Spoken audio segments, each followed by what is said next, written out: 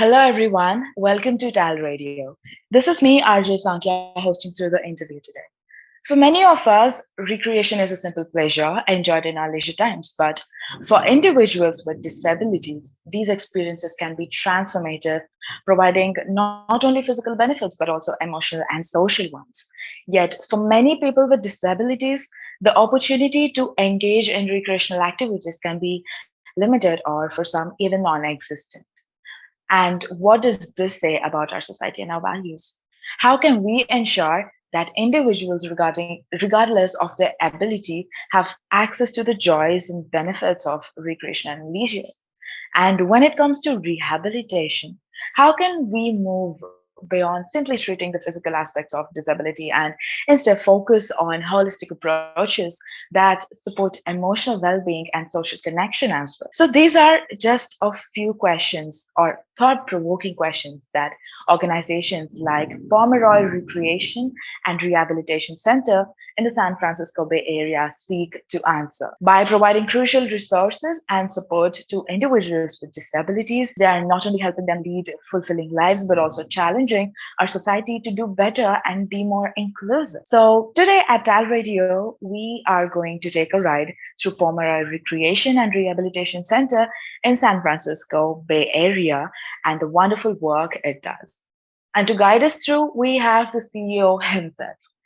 David Dubinsky has been leading the Pomeroy Center for over a decade, and under his leadership, the center has undergone significant growth and expansion. His unwavering commitment to the mission of the center has helped it become a beacon of hope and inspiration for many individuals with disabilities.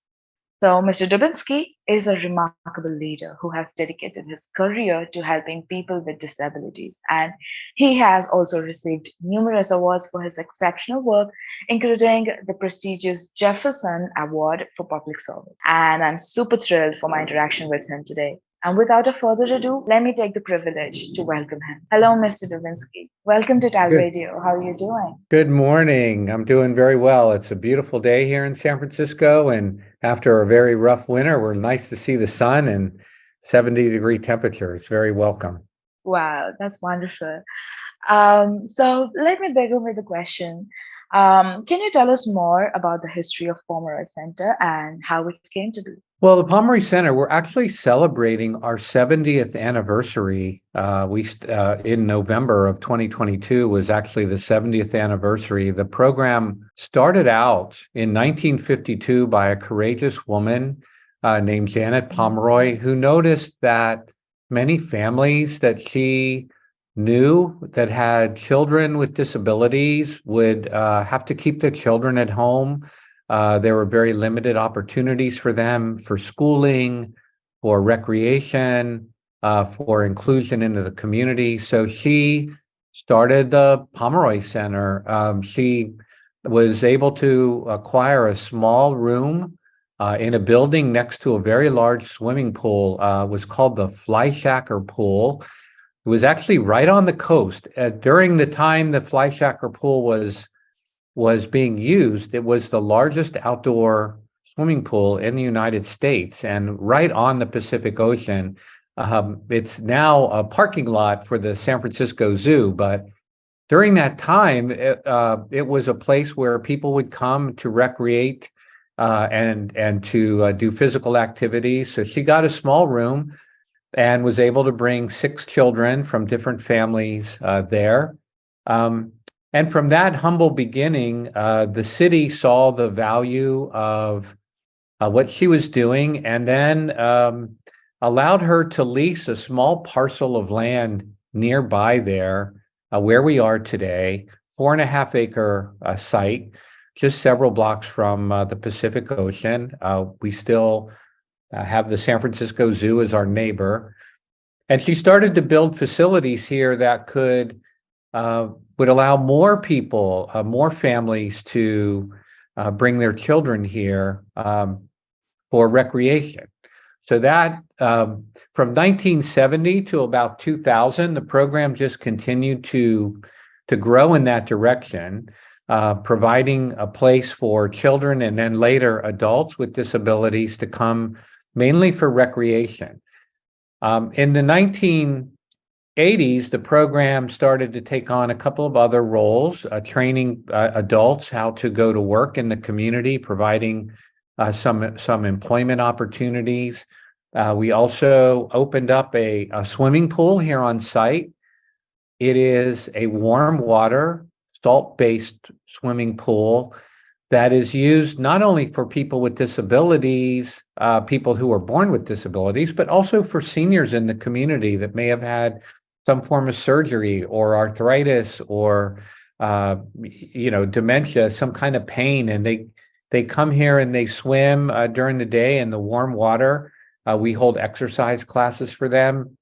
And so the program then expanded to really be open to almost any member in the community that needed a form of rehabilitation and recreation. And then later, and certainly a big part of our program now, we serve the entire city's public school system. So children that have disabilities that are in public schools, be them age 5 all the way to 22, after school is over, they come here and we continue their education, not only in academics, but we also provide recreational opportunities for them too. We have become what is commonly called a person-centered program, which means simply that we try to identify what people want, where they see themselves in the near and far future. And we try to help them achieve their goal, whatever that goal is. We do not judge whether we think the goal is high enough for them. We are very focused on making sure that the programs that we provide, the classes we provide, the facilities we provide are all geared towards making sure that the people that come here and their families are satisfied, and that we are achieving their goal and not a goal that we set for them, if that makes sense to you. Yes, absolutely. That's wonderful. And before we head to the next question, I'd like to congratulate you for the 70th anniversary. And that's wonderful how the company has grown and it's doing more services. So, what are some of the recreational and rehabilitation programs does Pomeroy provide? Well, a number of things. Like I mentioned, we do have a swimming pool here on site. We have a full-size basketball gym, but we do a Yeah. lot of outings. We take people on whitewater rafting tours. We go to Disneyland in Los Angeles. We go hiking every summer. We take a group of 40 to 60 adults to a week-long camp in the woods. We use a number of different camps for that, so that people have a chance to do something maybe they don't do with their family, or they've never had a chance to do in their lifetime. So really connecting people to the outdoors is a big part of what we do. And since we're located on the far western side of San Francisco, right along the ocean, it's kind of rural for a city here, and even just walking along the beach, the Northern California coastline, it provides a lot of opportunity for just outdoor enjoyment, watching people fishing, watching whales go by, watching large cargo ships come into San Francisco Bay. I mean, there's a lot of opportunity right here. Not only that, but our neighbor being the San Francisco Zoological Gardens, we have a partnership with the San Francisco Zoo. So every day we have a class of people, adults or children, touring through the zoo, learning more about the animals, learning more about their gardens, learning more about how you care for wildlife. And so that having that neighbor is a real bonus to us, because it provides such a great educational opportunity for the people we serve. That's wonderful. All these programs look therapeutic to me. So that's wonderful. Now, we already know your unwavering commitment to your work. So, how has the center evolved since you have become the CEO of it? Well, two things. One, I noticed, like so many people here in the Bay Area, families, it's a very expensive place to live. We started to lose participants and families because they could not afford to pay rent and stay in the community. So we have branched out into residential housing. We are renting now two homes. We're looking to add a third so that we can provide housing to people that didn't have it. That's difficult for us too, but we're finding ways to make it work, and we're partnering with some other nonprofits in the community to make that work, and we hope to continue to expand that so that people who want to live in San Francisco don't have to leave the community just because they can't afford housing here. The second thing that we've done since I've been here is to really work on people's physical and emotional health. On the physical side, we have partnered with an organization called Project Open Hand. They provide hot meals to our adult participants here every day. They provide, along with us, over 150 meals a day, Monday through Friday, to our adults. So that has been quite a benefit to the adults, because what I noticed when I came here, they would come to our program for the day, and some of them would bring, maybe one piece of fruit or, uh, some bag of chips or a small sandwich with two pieces of bread and one piece of cheese or something, it wasn't sustaining for them. And so when we had an opportunity to work with Project Open Hand, we started to say we saw their menu, and they provide a very extensive and diverse menu, including different kinds of proteins, fish and meats and lots of vegetables, very healthy meals. So that has really improved the health of many of our adults here. On the emotional side, we bring in therapists to work both with our children and adults, people that occupational, physical therapists that can help them overcome certain aspects of their life, work with them to make sure that their emotional health is strong and improving, because as you probably well know, your physical and emotional health are so linked to your overall well-being that we want to make sure that everybody has an opportunity to have those types of resources.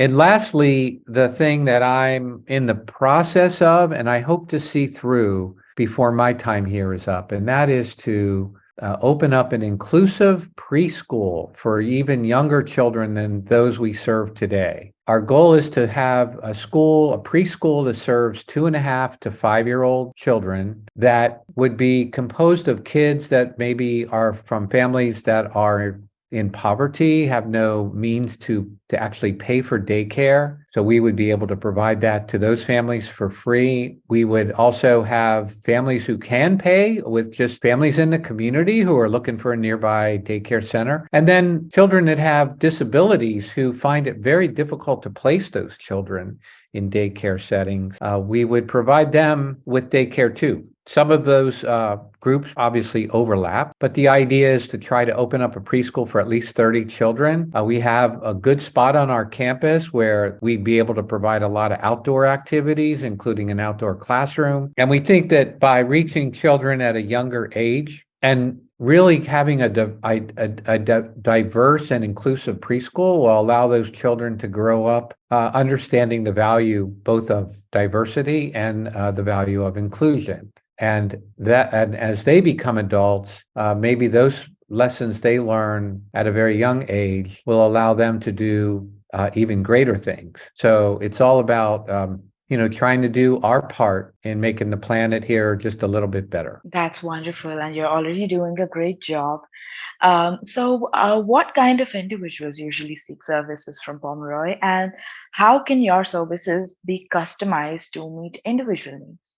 Well, we serve a wide variety of individuals with disabilities, people with physical disabilities, people with emotional disabilities, people with developmental disabilities that they came into this world with. Um, Most of our children, almost 80% of the children, have been diagnosed with autism, but there's other disabilities too.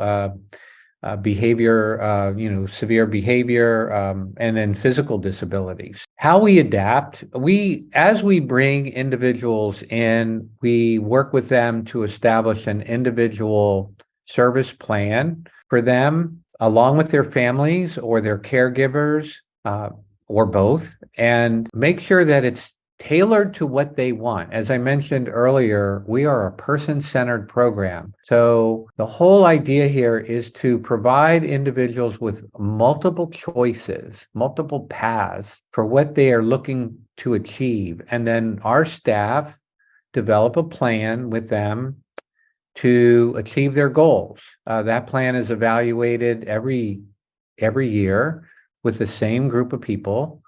And we make sure, and there are times where plans change, just like people change. But it's all geared towards understanding what the individual's needs are, what they see themselves doing in the future, and then us working with them to achieve that goal. Wonderful. So I have visited your Facebook page and watching all those posts, they were so colorful and was quite delightful. So, what kind of compliments does this organization often get, and how does that make you feel?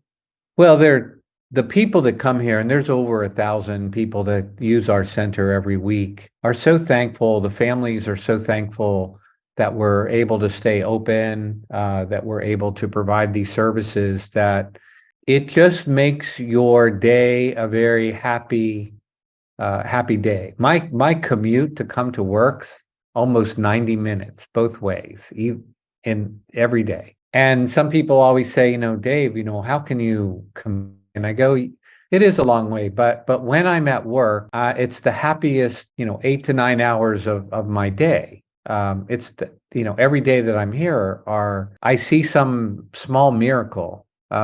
Maybe I see somebody who hasn't walked before getting out of their wheelchair, or I see a senior that came in here in a wheelchair walking out their physical health in our therapeutic pool, or I see a child that comes here unable to hold a pencil, and later, the first time they write their name and the excitement that brings to them. They're small things, to many people, but they're great victories to each individual person. And when you are in an area, in a facility like this with several hundred people around you every day that are experiencing something new in their life and they're thankful for it, you can't help but just think how blessed you are to be a part of it. Wonderful. Your job really looks so fulfilling.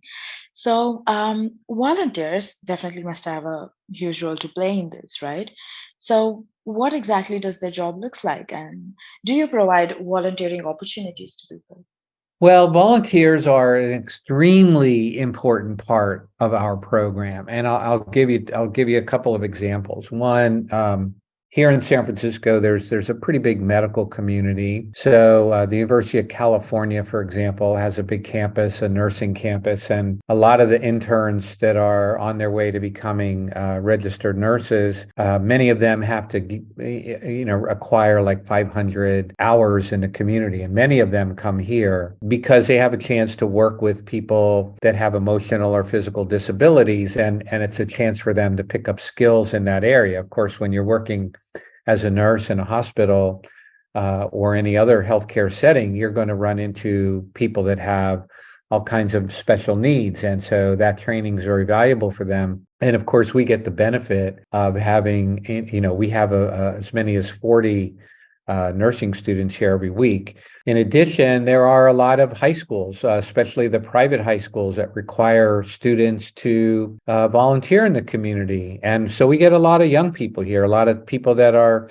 16, 17, 18 years old coming here and volunteering in our center. And the amazing thing about that is, on our current board of directors, a third of the board are people that volunteered here, 20, 30 years ago when they were in high school. So the experience of being a volunteer really sticks with them throughout the rest of their life. And then we get a lot of corporate groups that come in here and they do things. They work in our garden. They help with classroom setups. They work with helping people during in the lunchroom. So we have a lot of corporate groups that want to do some philanthropy, and they come here as well. So we have over 1,000 volunteers that come through our doors every single year, and it's a big part of our program. Not only that, but it's a big part of our employment, because oftentimes when I look, we have 162 full-time employees here between our program here, our aquatics program, and our residential program. And almost 20% of those employees were at one time or another a volunteer at the organization. So when you think about that, how hard it is sometimes to recruit people to do healthcare work. But when you open your doors and let people come in and see what you're doing, then they realize, hey, maybe I'd like to do that for part of my career. And I always encourage people, both young people and older people, at some point in your working life, you should try to work for a nonprofit, a community-based nonprofit, either at the beginning of your career, sometimes at the end of your career, because it opens your eyes when you come in and as a very young person. Oftentimes you're given a lot of varied accountabilities, which helps you grow in a lot of different areas. And then when you come in as an older person, you come in with many years of experience, and you can help nonprofits sometimes see things they don't see themselves. So, that blend of youthful people and more experienced older people working together as volunteers and actually working together eventually as staff is what makes this program so successful. Wonderful. And that also makes a great advice to younger people and anybody who wants to join as a volunteer. So that's wonderful. Now, I'd like to ask you, how can a potential donor approach you to donate? We do a number of things. We have an annual gala, and we try to invite the community, especially people that have never been before. We have kind of open community days. Of course, our center is a community center, so people are here all the time. We have a YouTube channel where we show people what we're doing here on a daily basis, an Instagram account, a Facebook account. So we're constantly trying to provide information to our community to allow people to actually see the work that we're doing here, and to feel good about if they have a philanthropic bent, they want to donate money and they don't know, they're looking for a good place to put it. We want to show them that their dollars spent here are doing amazing things. When you look at Charity Navigator, we're at the highest level. We're platinum level, for donors to look at, and the measure for that really is how much of your dollar really goes to direct service. And for us, it's like 86% of the dollar goes right to services for adults and children with disabilities. So we're a little thin on the administration side. At times, puts a lot of pressure on us that are running the program, but we actually like it that way, because we want people to know, if they're willing to give up their hard-earned dollars to us, we want them to know that those dollars are going to work, and they're going to work to support our direct mission. Great. Great. So we are at the end of the interview right now, but before we go, quick question. There's a lot of discrimination, and a lot of times we just don't understand people with disabilities. So what do you think the world can do to make it more acceptable? Have the acceptance of individuals with disabilities. That's a very complex question. I think all types of discrimination, in my experience, the root cause of discrimination is lack of education, lack of exposure.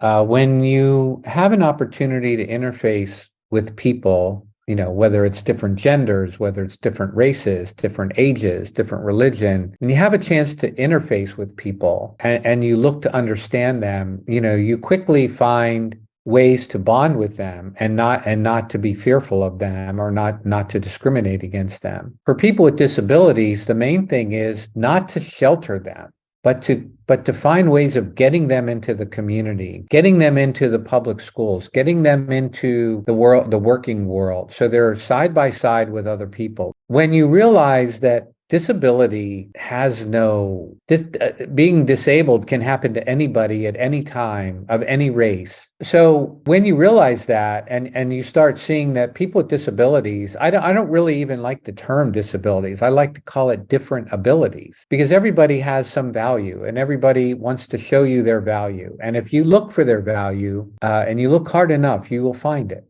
And so part of it is just trying to get people in the community and bringing the community here so that we reduce the fear of the unknown and let everybody know people with disabilities are just people. They're people first. And hopefully that over time will reduce or one day eliminate any type of discrimination. Definitely, with all the wonderful work that you've been doing, I'm pretty sure it's going to reach to so many people out there and they all know what you've spoken about, you know? So, yeah, the interview is done and it has been wonderful. Thank you, Mr. Dubinsky, for taking out time and giving this interview. And it has been a wonderful one. And you are indeed a very wonderful, pleasant person. So please keep up the good work. And thank you again for coming on. Thank you for TALRadio. I very much appreciate the time. Have a great day. Thank you. You too, Mr. Dubinsky. Yeah, so that was David Dubinsky, CEO of Pomeroy Recreation and Rehabilitation Center. I hope you find this interview insightful. And for more such interviews, stay tuned to TAL Radio, powered by Touch a Life Foundation. And this is me, Saankhya, signing off for today. Take care, you all.